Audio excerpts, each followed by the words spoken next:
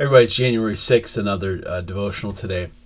Sunday we talked about Abram and the commitment he made to God and leaving behind his father and his family. And been looking at some of the times that God has given Abram promises and Abram has committed to him in the passages following. Today in Genesis 17, we are at the point where Abram's name is changed to Abraham.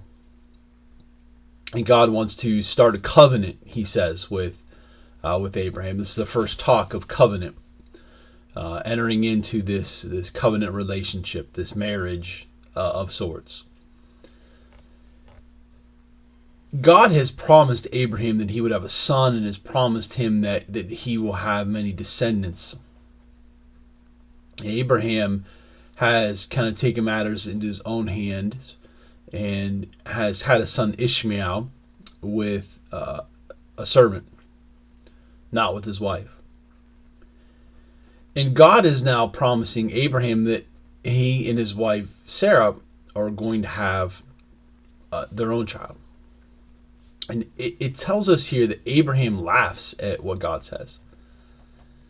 He falls on his face. He has this position of respect, but he laughs. And he tells God, how's that going to happen? I'm 100, Sarah's 90, are we really going to have a kid? And God says, yeah, you really are.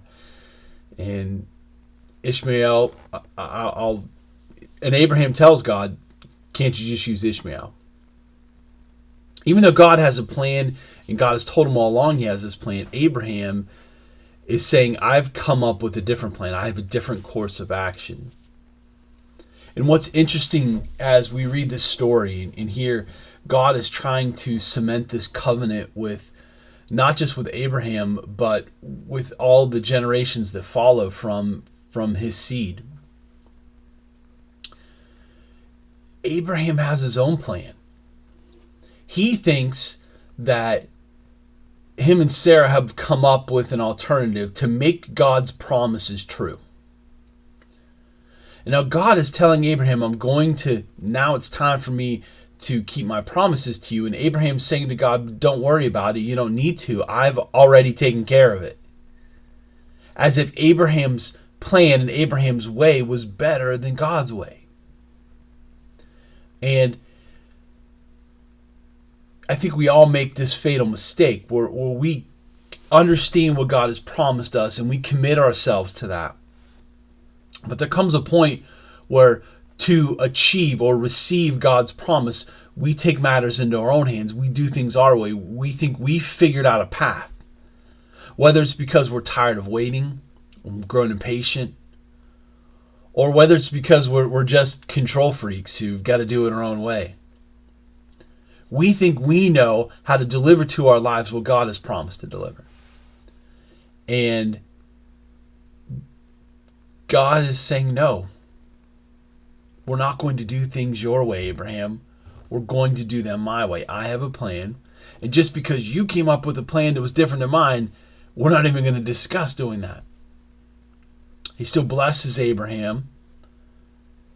And Abraham still is faithful. And in spite of him wanting to go his own way, in spite of him having a different plan, he seals the covenant. He's circumcised. Ishmael's circumcised. All his servants are. That's the sign of the covenant. So I wonder today if you are committed enough to God's plans to let go of your plans. If you're committed enough to God's promises to trust that He's going to deliver them in His time, in His way, which are the right way. Or if you have to be in so much control, if you are so impatient, if you are so demanding, if you are so unwilling to persevere and wait any longer, that you're just going to do it your own way. Are you committed enough to God's promises that you would trust for God to deliver them? We don't have to do anything for God to deliver His promises, other than wait.